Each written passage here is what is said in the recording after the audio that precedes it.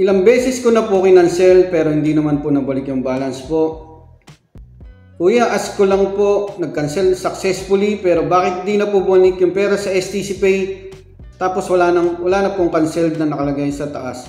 Ang nakalagay pa din po ay ready to pick up. Sir, tinry ko po yung ginawa nyo po, nakatatlong cancel na po ako. Pero after po mag-cancel, transfer successfully is naka-under process pa rin siya. Kabayan, pareho po kami na mag 2 days di pa nare-receive. Tapos sabi nga sa status, ready to pick up pero wala daw dumating.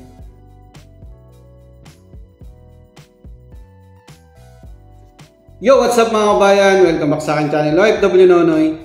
Bale, ang sunod ko pong i-share na video is kung ano po yung unang gagawin nyo bago po kayong mag-cancel ng transaction sa STC Pay mga kabayan. Yan, marami po tayo kasing na-receive na comments. And sa intro po kanina.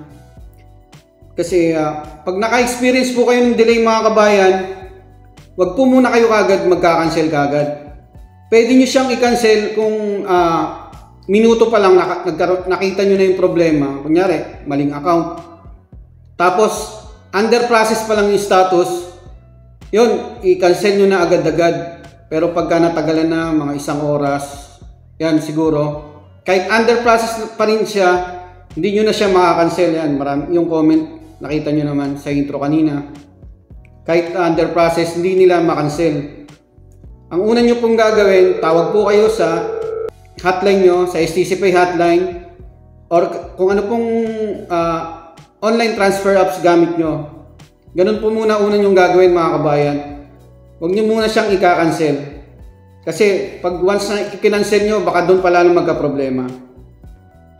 Ang gawin nyo mga kabayan, unang gawin nyo, i-check nyo muna yung status ng padala nyo, punta kayo sa international transfer, tapos may transfers, ayan, kung ano yung pinadala nyo, open nyo lang, makikita nyo yung status dyan, transfer details sa taas, kung ano po yung status, at pag nakalagay is under process or ready to pick up, tas hindi pa rin nadating, tawag na po kaagad kayo sa STC Pay hotline.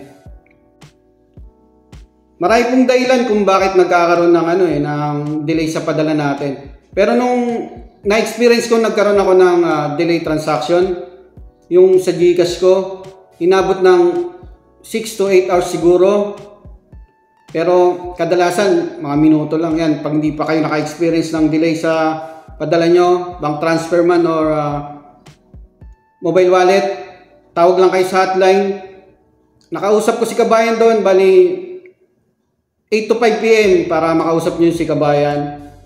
Ang sabi niya sa akin na 1 or 2 days yung transfer period ng padala natin. Saudi to Pilipinas.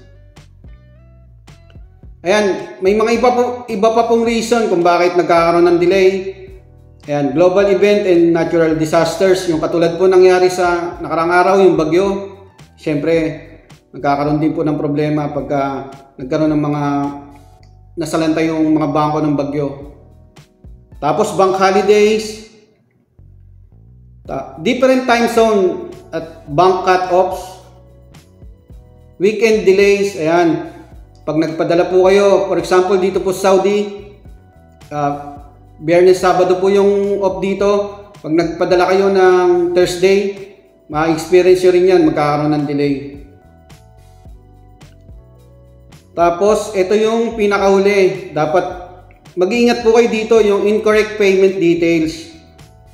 Dapat sa una pa lang po, pag-add nyo ng beneficiary, tama na po yung beneficiary details nyo, yung full name at account details, bank account number. Pero pagka mobile wallet naman, mobile number naman.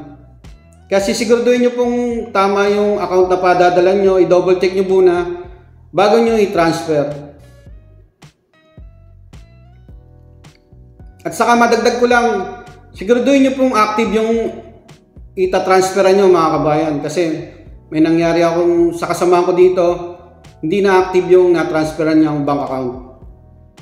So, ganun lang po muna gagawin nyo mga kabayan. Pagka nagkaroon ng delay sa transaction nyo, tawag po muna kayo sa STC Pay hotline.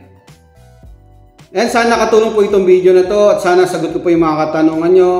At sa iba pa po nating mga kababayan na may katanungan, message or comment lang po kayo sa aking YouTube channel at Facebook page OFW Nonoy. Ilalagay po natin sa description at sa comment section yung channel link natin. Mag-iingat po kayo lagi sa paggamit ng online transfer app at digital banking. Sisecure nyo yung details nyo at syempre yung OTP huwag nyo pong bibigay kahit kanino. Maraming salamat po.